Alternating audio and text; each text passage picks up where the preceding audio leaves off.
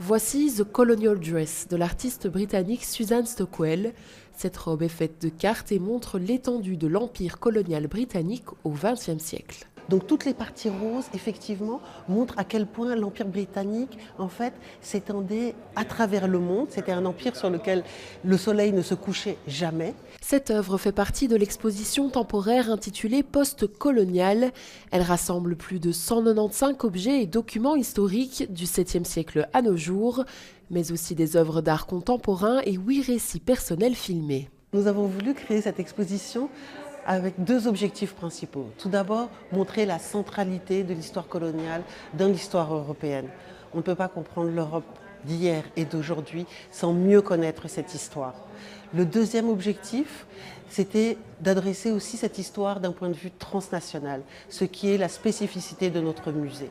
Le parcours se décline en 4 sections. C'est notamment dans la dernière que se trouve le buste de Léopold II, symbole de la colonisation au Congo.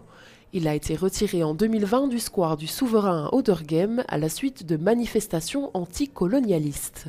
Que faire aujourd'hui avec les traces coloniales qui nous environnent partout, que ce soit les statues ou les noms de rues?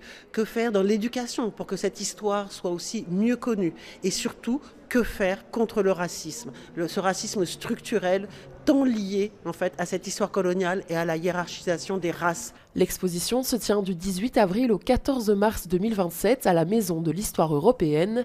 L'entrée est gratuite.